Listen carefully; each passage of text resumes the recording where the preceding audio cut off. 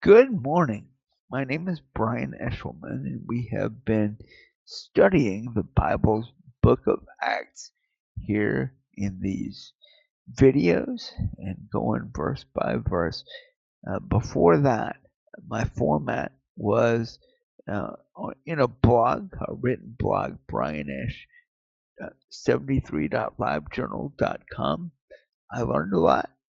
Some other folks learned some things from me, but I have come to find out that in this busy culture that people can learn more from their ears. So this is what I have switched over to.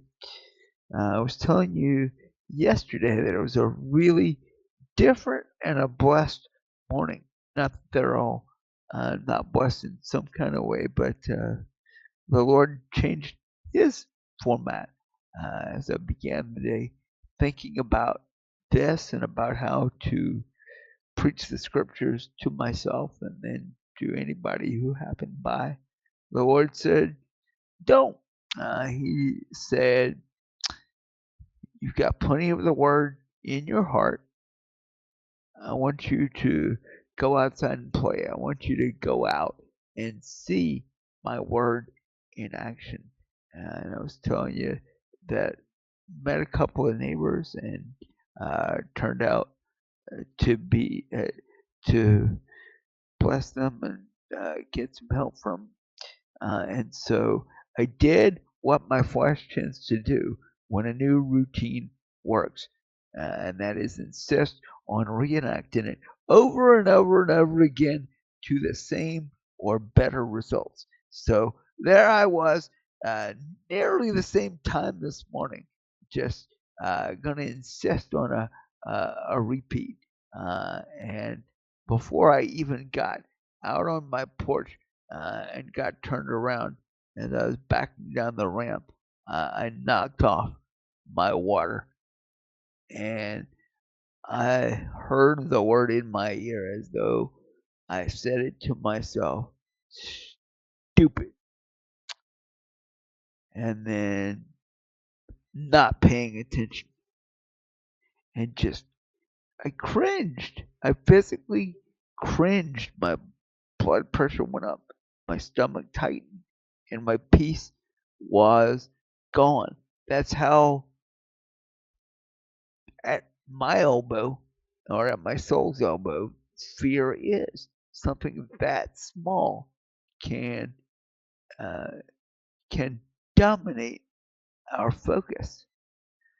And so, as the Lord would have it, the next uh, chapter in Acts has us at looking at fear's capacity to dominate attention one way or the other.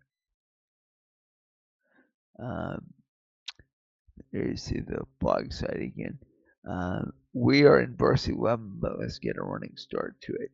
Uh, but Peter said to Sapphira, "How is it that you have agreed together to test the Spirit of the Lord?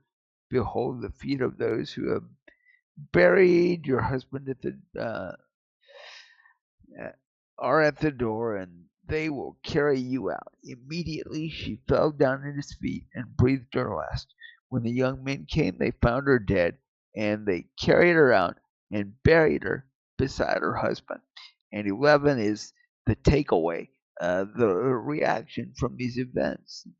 Luke says, and great fear came upon the whole church and upon all who heard these things. And so we are among those who hear these things. And so the word can have that impact upon us.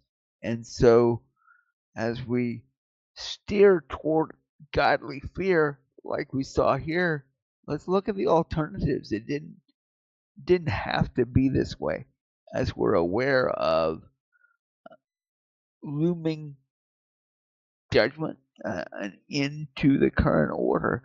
Doesn't have to be this godly fear, because the same sun that softens the wax hardens the clay. The same catastrophe or looming catastrophe can have dramatically different impacts on two different people or on the same person in different seasons in life. And so let's look at as we move toward godly fear, let's look at a couple of alternatives with that wicked servant in Matthew 25. There's this passive aggressive control. There's this, well, I'm going to be accountable to a master that I think has set me up unreasonably. I'm not going to do anything, or I'm going to do as little as possible. I'm not going to try because my fear is my real master. Or in Revelation 6, 15 through 17, uh, it says the kings of the earth uh, and the great ones and generals and the rich and the powerful and everyone, slave and free, hid themselves in caves among the rocks and mountains, calling to the mountains and rocks, fall on us and hide us from the face of him who is seated on the throne and from the wrath of the Lamb. For the great day of their wrath has come, and who can stand? So when hearts of stone get an idea that accountability is coming, they can also despair. They can want to end it rather than address the gap between unholy men and a holy God. And I like the fact that John the Revelator gives us this whole sweep of society. The kings of the earth, the people who've been prepared in discipline, who've been taught by the culture to read the signs of the times, the generals, the people who've been taught to be brave in the din of battle, they're ready to give it up when the rich see what their riches cannot buy, which is another day. They are given in to the same despair. So that is ungodly fear.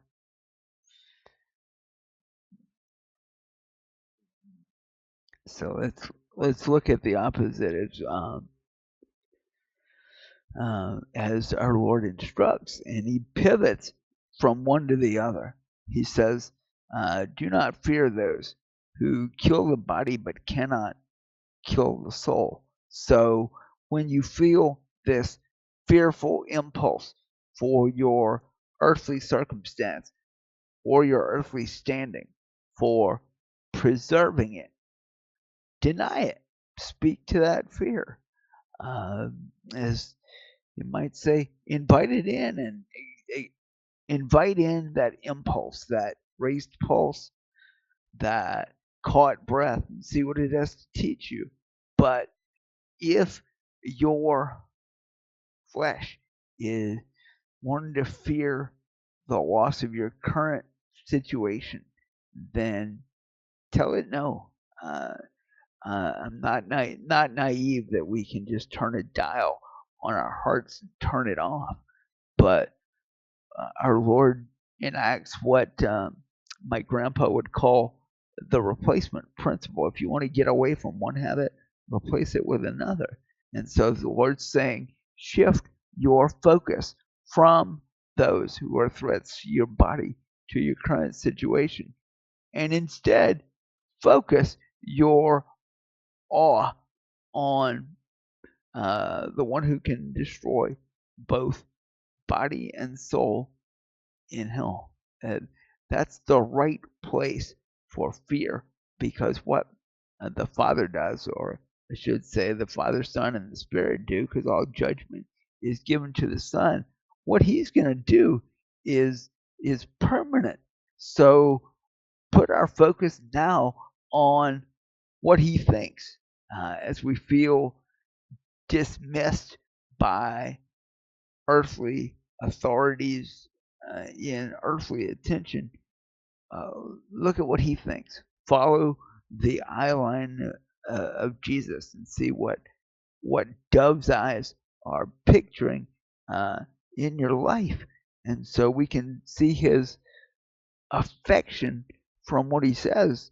I mean, verse 28 is pretty stern, but once we're convicted and get over the sting of that, we can see why. He says, "Are not two sparrows sold for a penny, and not one of them will fall to the ground apart from your Father? But even the hairs on your head are numbered." He cares not just about our eternal destination, which is what the church is especially aware of, where we are in Acts 5, but he cares about your concerns along the way. One is vitally connected to the other. He shows you your value here in order to keep proving to you your value there, in order to shape your giving. Your giving of your money, your giving of your time, your giving of your attention, and to make you aware where it is wasted. And so that's a continual monitoring. It's not a once and for all decision. It's not a church decision. Uh, Casting Crowns says plenty of times that they're convicted in church, but their eyes are dry before they even leave the floor. And so this is something we have to continually evaluate. Yes, we put the word in front of our eyes. Yes, we go in prayer, but we have to ask the Lord to continue to search our hearts to see if there be any unclean way in us. Because the fear of the Lord is not a Sunday thing, it's not a theological reflection thing, it's something to be taken with us. Proverbs 10, 9 and 11 and 9 through 11 says, "The fear of the Lord is the beginning of wisdom." You want to apply knowledge to the situations you face in your family? You want to apply knowledge to your job? You want to apply knowledge to making your YouTube video? Fear the Lord first. Is the beginning of wisdom, and the knowledge of the Holy One is insight. It makes me sad when Christians say, "Oh, I've got no use for theology. Just give me some points of human application." Well, right here are the nerves connecting the two. Knowledge of the Holy One gives us insight into what He created, how He created stuff to run, including people to run that we want to be able to get to do what we think is best of them, best for them. And the author of Proverbs doesn't say, you do all this and you'll arrive at the judgment throne in glory, in good shape, although you will. He says, your days will be multiplied and years added to your life. This is God's character, is the Rosetta Stone that shows us how even this fallen world works, and how much more so, brothers and sisters, the world to come.